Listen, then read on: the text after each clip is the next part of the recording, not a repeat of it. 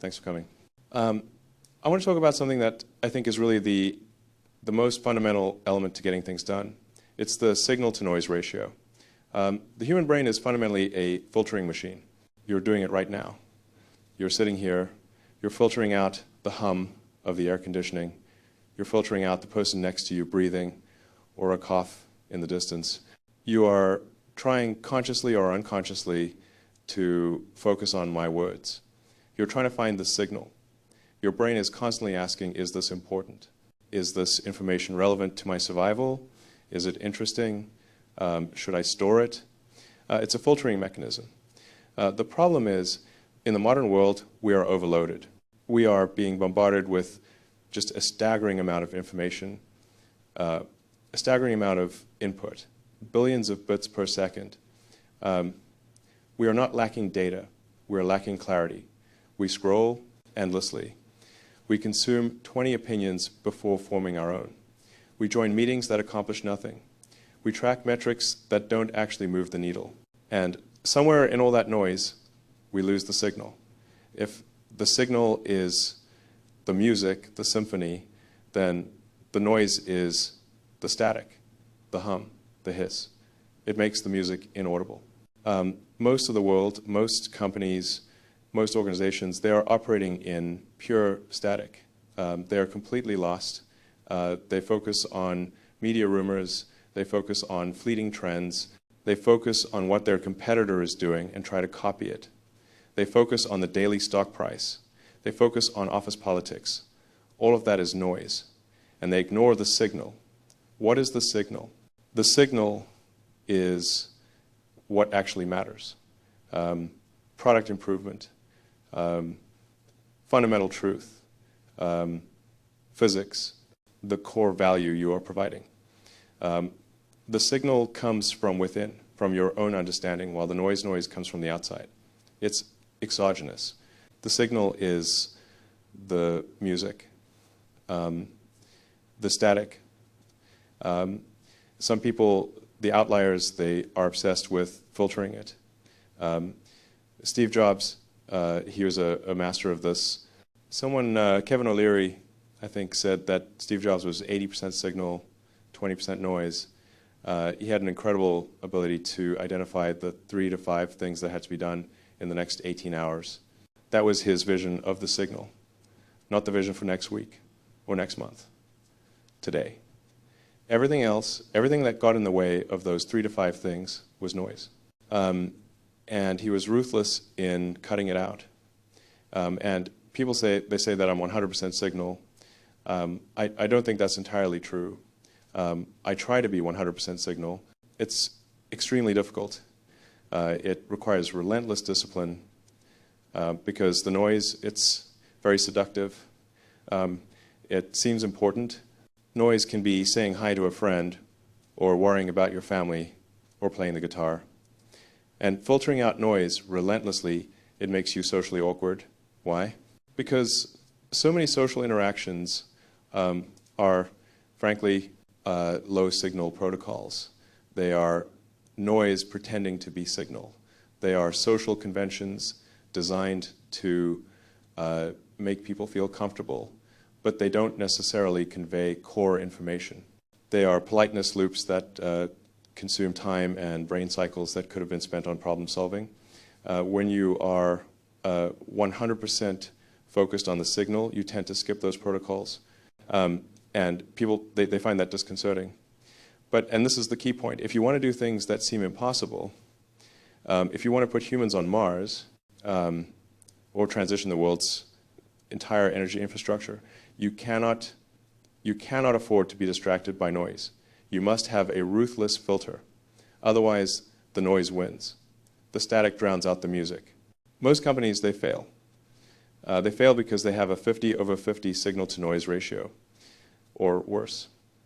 They are drowned in static. They chase fleeting trends instead of improving the product. They sit in meetings instead of writing code. So the first and most important question is, how do you find the signal?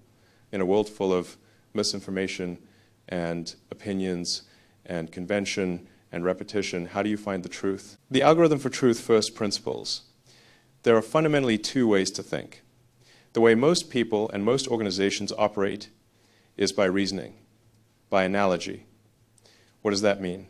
It means they look at what other people have done and they copy it. With minor variations, they're saying, well, my competitor is doing X, so we should do X, but maybe with a different color. This is noise and echo, other people's echoes bouncing around a room. You are not creating anything new. You are just iterating on history. You are iterating on noise. When someone says rockets are expensive because they've always been expensive, that's analogy. When they say batteries are expensive because they've always been expensive, that's analogy. When they say you have to market your product this way because that's how the industry has always done it, that's analogy. It is conventional wisdom, and it is almost always wrong, or at least it is not the path to a breakthrough. The only way to break out of this insanity is to reason from first principles. First principles thinking is a fancy term that basically means breaking down a problem to its fundamental truths. The physics level truths that you know are true, and then you reason back up from there. It's like you're trying to cook a dish. Reasoning by analogy is using a recipe. You follow the steps. First principles thinking is understanding the chemistry of proteins, the Maillard reaction, the smoke points of oils, and then you create something new. You have to dare to question the obvious. You have to list all the assumptions you're believing. It's always been this way. I can't. This is the only right way. And when you write them down, you realize most of them are not absolute truths. They are just familiar ways of thinking. They are noise. Instead of asking what could be wrong, ask what is true. Let me give you an example. The best example is SpaceX. When I started, people, I'm not kidding, they thought I was insane. The noise was deafening. The noise said, you're an internet guy, you know nothing about hardware. The noise said, rockets cannot be effectively reused. The noise said, the cost of access to space is a constant. It cannot be reduced. Nations had tried and failed. If I had reasoned by analogy, I would have maybe tried to make an expendable rocket 10% cheaper. That would have been success. But I used first principles. I asked, what is a rocket made of? Fundamentally, aerospace-grade aluminum, alloys, titanium, copper, carbon fiber, and propellant, RP1 kerosene, and liquid oxygen. I calculated the cost of those raw materials on the commodities market, and I had a holy shit moment. I realized that the material cost of a rocket was only about 2% of the typical launch price. 2%. 2. So what was the other 98%? It was noise. It was the noise of massive bureaucracy of government contractors. It was the noise of nested chains of subcontractors like Russian dolls, each taking a cut. It was the noise of inefficient processes that had been set in stone for decades. And most importantly, it was the noise of throwing the hardware away. Imagine if every time you flew from Los Angeles to New York, you threw away the Boeing 747. You'd need a new one for the flight back. A ticket would cost millions of dollars. It's ludicrous. But that is what the space industry did. The physics signal was clear. If you could reuse the rocket like we reuse airplanes, you could drop the cost of launch by an order of magnitude, not 10%, a factor of 100. Physics allows it. Everything else is just engineering. And that's what we did. Falcon 9, landing the boosters. Now Starship, which is designed for full and rapid reusability, the signal attacking the problem from fundamental principles. Same with Tesla batteries. When we started, the noise was batteries cost $600 per kilowatt hour. You can never make an affordable electric car. That was the accepted truth. First principles, what is a battery pack made of? What are the material constituents? Nickel, graphite, lithium, a bit of polymer, a steel can. You sum those up on the commodities market, and it is way, way cheaper than $600. So the signal was the physical cost of a battery pack is fundamentally low. The noise was all the inefficiency in the supply chain and, more importantly, in the manufacturing process itself. Our entire Battery Day event was just a presentation on how we attacked every single piece of that noise with fundamental physics. First principles thinking is your tool. The scalpel you use to cut away the noise of analogy and expose the signal of truth. But even when you find the signal, you still have a massive problem. How do you execute on it? How do you stop your own organization from creating new noise, eliminating system noise? The the plague of big companies. Now, this is where most companies, even well-intentioned ones, fail. They might have a good idea, a clear signal, but then they grow. They hire people, they create departments, they build processes, and they get suffocated by internal noise, the noise of their own organization, bureaucracy.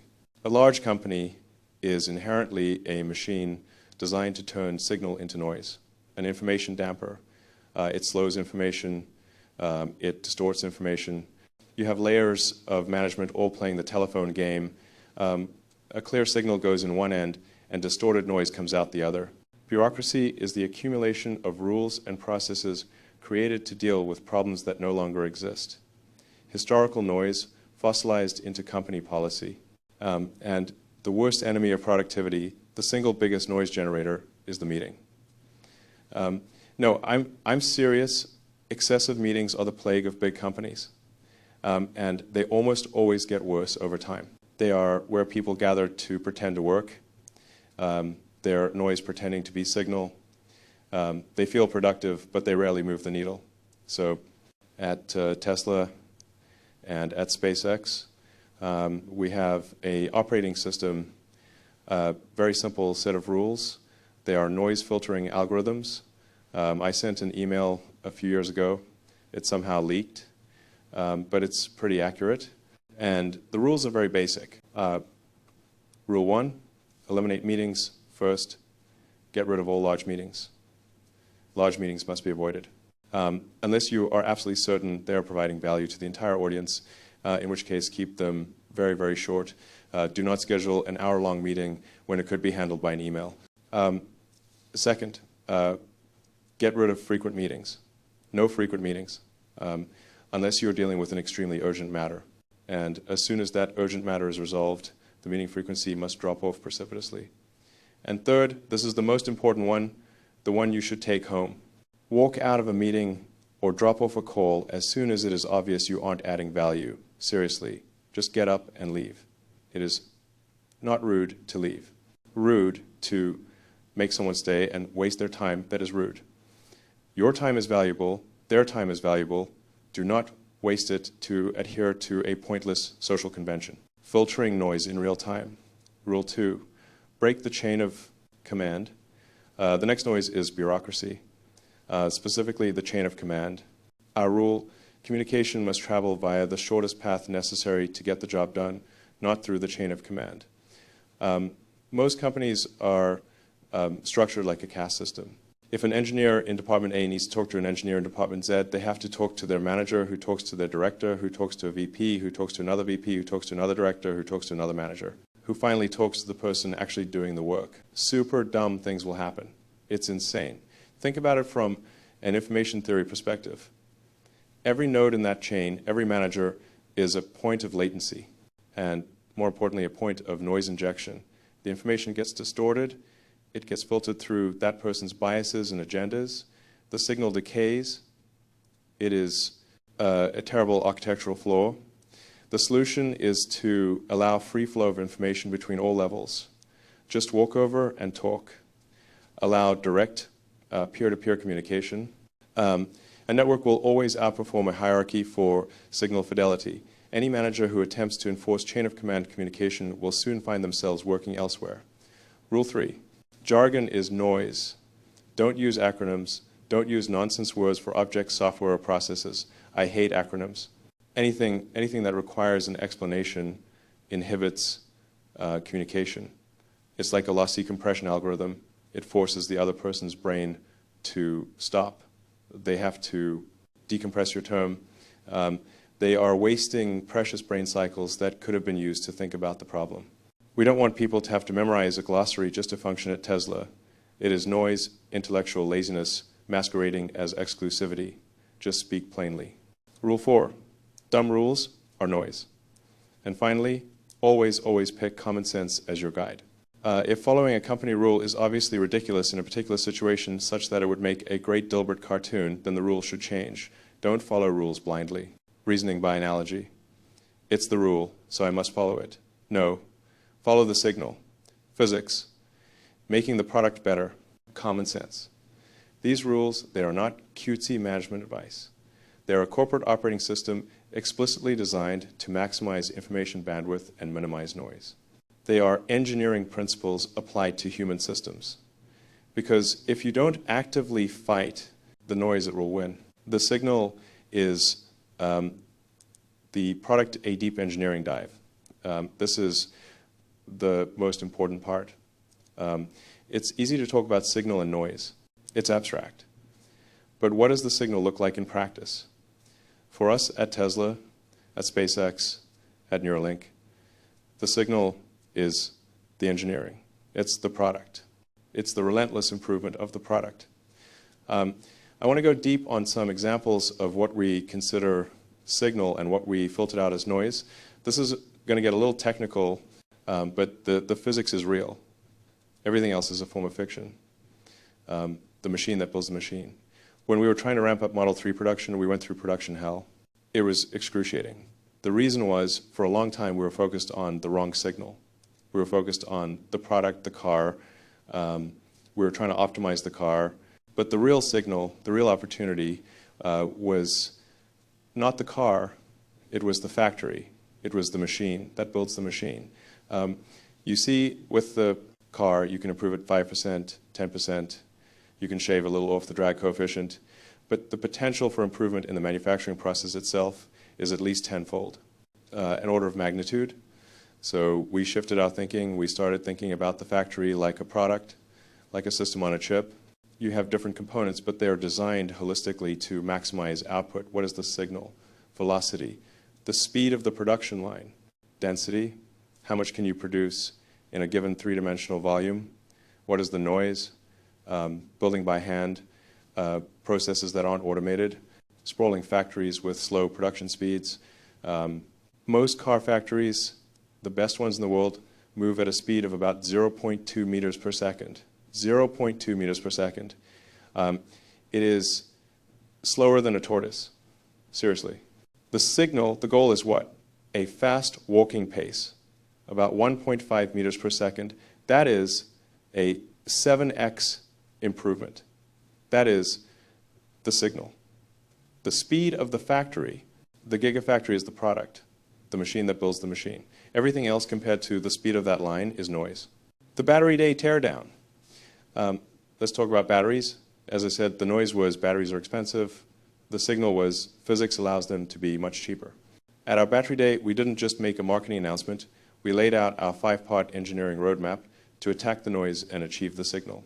The signal was a 56% reduction in cost per kilowatt hour. Here is the signal, one by one. Signal in cell design. The signal was the new 4,680 cell, 46 millimeters by 80 millimeters. It's bigger. And that size allows 5x the energy, 6x the power, and a 16% range increase just from the form factor.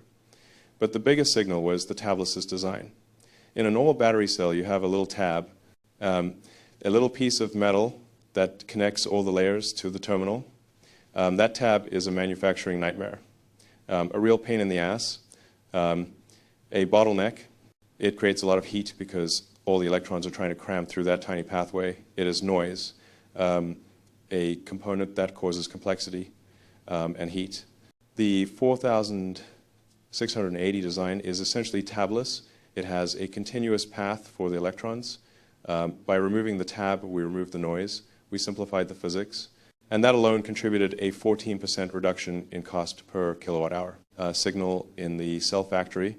The noise was the old wet process for making electrodes. You mix material with toxic solvents. You spread it on foil. You run it through giant ovens to evaporate the solvent. It's slow. It's expensive. It's terrible for the environment. The signal was a dry process for the electrode. We take the powder and we basically press it directly onto the foil. No solvent, no giant ovens. It is so much faster, so much cheaper, and it has a 10x smaller factory footprint. That is the signal. It contributed an 18% reduction in cost, the signal in anode material. The noise was graphite. Graphite works, but it's limited in energy density. The signal is silicon. Silicon can hold 10 times more lithium ions than graphite. It's amazing. The problem is silicon swells a lot, like 400%. When it absorbs lithium and it breaks itself apart, the noise. So people try to make complex engineered silicon materials to solve this. Very expensive. Our solution, first principles. Instead of trying to stop silicon from swelling, let's design for the swelling. We use raw, cheap silicon, $1.20 per kilowatt hour. We stabilize it with an elastic polymer coating and elastic binder, 20% range increase and a 5% cost reduction by using a cheaper and better material signal in cathode material. The biggest noise in the cathode world is cobalt. Cobalt is expensive. It has supply chain issues, noise. The signal is a high nickel cathode and eventually zero cobalt. We also brought the lithium refining process to North America. We took a lot of unnecessary steps out of the chemistry using a sulfate-free process, zero wastewater, a 12% reduction in cost, signal and cell vehicle integration. Finally, you build a battery pack and you build a car body and you bolt them together. Lots of redundant material. The signal is a structural battery. Like in an airplane, the wing is the fuel tank. In our cars, the battery is the structure of the car. The cells carry the load. This eliminates hundreds of parts. It reduces mass by 10%. It increases range by 14% and reduces cost by 7%. You see? That, the signal. It is not one eureka moment, not one miracle. It is a relentless, hard engineering work to attack the noise, attack the complexity, attack convention with the signal of physics. And when you add all those signals up, you get 56%. That is how you make electric cars affordable. The signal is photons full, self-driving, and AI day. Now let's talk about self-driving. This is a perfect example and a controversial one.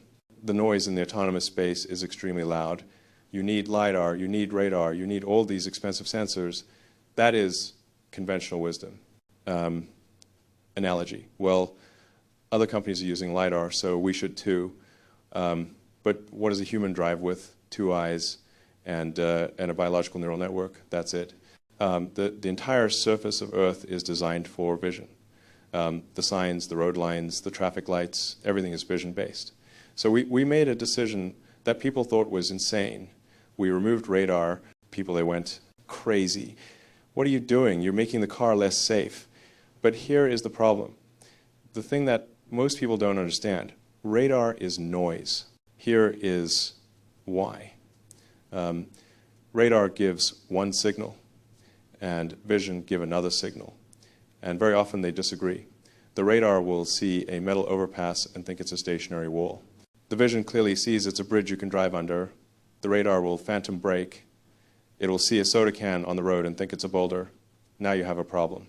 You have 2 conflicting signals, and you have to waste enormous amounts of compute cycles and thousands of lines of code just to reconcile these 2 conflicting signals.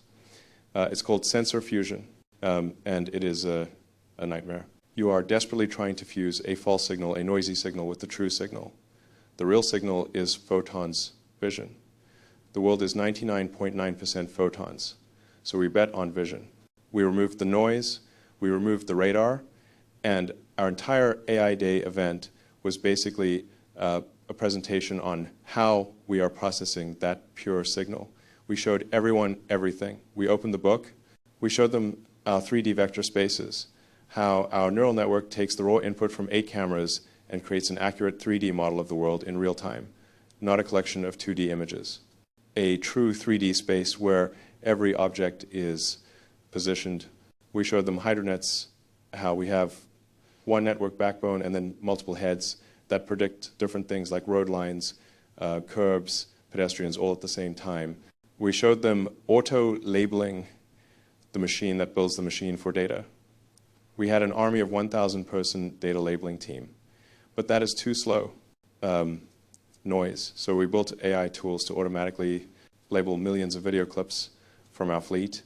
We built a machine to create the ground truth, and we showed them Dojo. Dojo is the physical machine for processing the photon signal at massive scale. A AI training supercomputer that we designed from the ground up, from the D1 chip to the training tiles to the entire system. Why?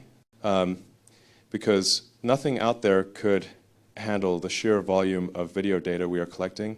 We had to build it ourselves. We had to build the machine to process the signal.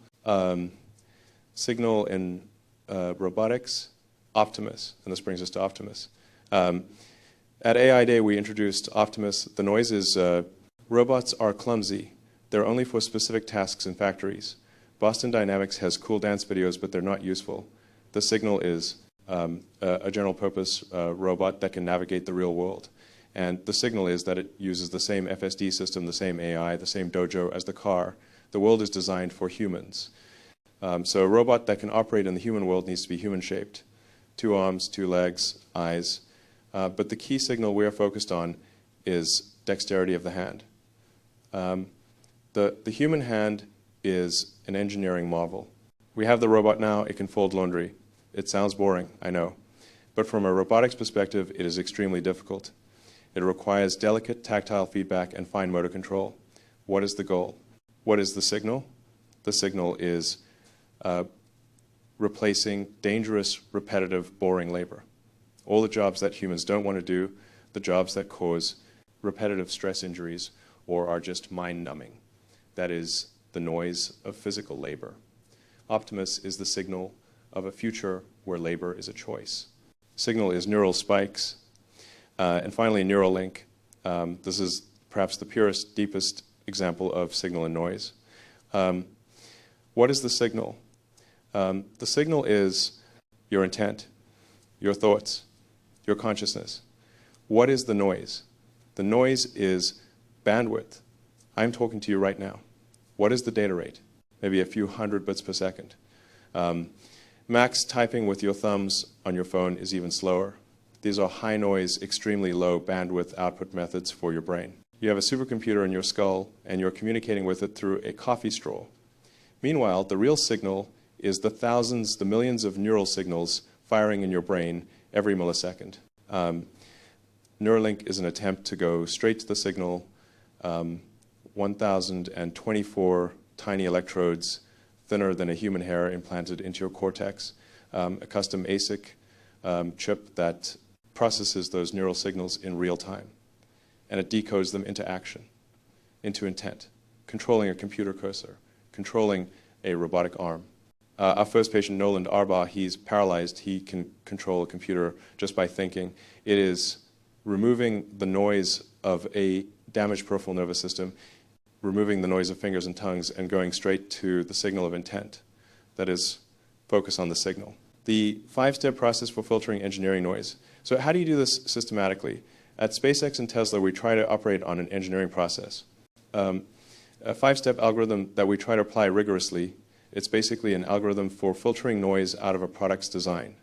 Step 1, make the requirements less dumb. This is the most important step. All requirements are wrong. The default is they are wrong. I don't care who they came from. Don't care how smart the person is.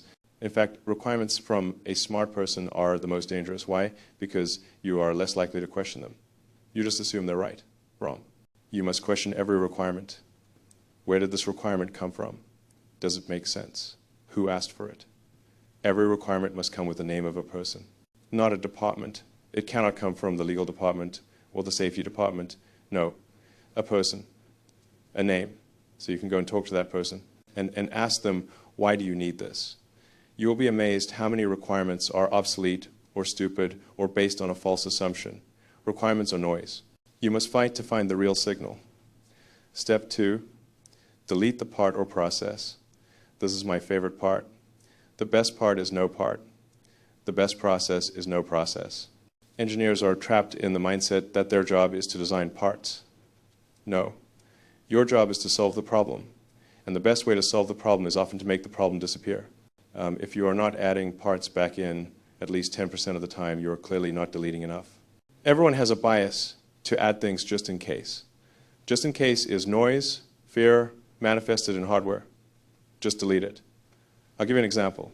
At Tesla during Model 3 production, we spent so much time and effort automating a complex robotic process to place a fiberglass mat on top of the battery pack. It was for acoustic dampening. We had robots trying to manipulate this fuzzy mat, and it kept failing. It was a nightmare.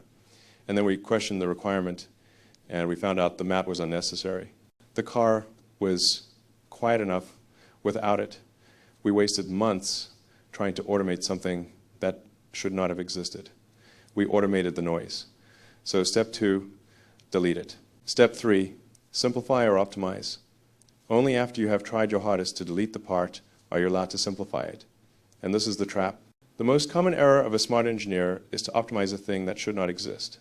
They skip step 1 and 2. They accept the dumb requirement and the unnecessary part as a given. And then they work incredibly hard to make that noisy part 5% more efficient. Wrong. You are making noise more efficient. Pointless. Deletion is a higher form of innovation than optimization. Step 4, accelerate cycle time. Now you go faster. Once you know you're doing the right thing and you're only doing the essential things and they are simple, then you hit the accelerator. But don't do it before then. If you're digging your grave, don't dig faster. Step 5, automate. The last step, automate. Do not automate a broken process. Do not automate a part that shouldn't exist. That is the algorithm. It's an iterative loop. It filters dumb requirements. It filters unnecessary parts. It filters complexity. Until all that is left is an elegant, efficient design. All that is left is the signal. The noise of public opinion, the stock market, and the media, now the external noise. This is the stuff that drives people crazy. And it's the stuff you have to learn to ruthlessly ignore if you want to accomplish anything great. The noise of the stock market. The stock market, people constantly ask me about the Tesla stock price. It's up, it's down, people panic, people are euphoric. I tell our employees all the time, don't be bothered by the stock price uncertainty. What is the stock market? It is a high latency, noisy feedback system, not an indicator of true value on a day-to-day basis. An indicator of crowd psychology on a day-to-day basis, driven by fear and greed. It is pure noise. Sometimes it's right in the long term, but day-to-day it is a manic depressive voting machine. What is the signal? The only signal is your company making great goods and services? Are you improving your product? The long-term value of a company is determined by its future discounted cash flow as a result of making great products that people love and are willing to pay for. That is the signal. So don't panic when the market panics. Focus on the product, focus on the engineering, focus on the signal, ignore the noise of the media, and then there's the media. The media, what do they optimize for? Do they optimize for truth? No, not really. They optimize for clicks, for their signal. And their signal is your noise. What generates clicks? Outrage, fear, polarization. So that is what they amplify. They are noise amplification machines. They will take something and blow it way out of proportion. They will say, Musk did this, Tesla did that. Most of it is not true. Or it's a severe distortion of the truth. I get criticized a lot. It's fine. But this is why I like X. It has its problems, for sure. But it allows a direct path. I can talk directly to people without the filter of editors or journalists who are trying to optimize their ad revenue. X is an attempt to create a digital town square where ideally the signal wins over the noise, where truth is prioritized over sensationalism. We are still working very hard on the recommendation system to find truth, but that is the goal: maximize signal, minimize noise. You cannot let the noise of public opinion divert you from the signal of your mission. The ultimate signal preserving the light of consciousness. So why do any of this? Why go through the pain of filtering the noise? Why endure the social awkwardness? Why fight the contractors and the bureaucracy and the stock market analysts? It has to be for a reason. It has to be for a signal that matters more than all the others. For me, it is ensuring the long-term survival of consciousness.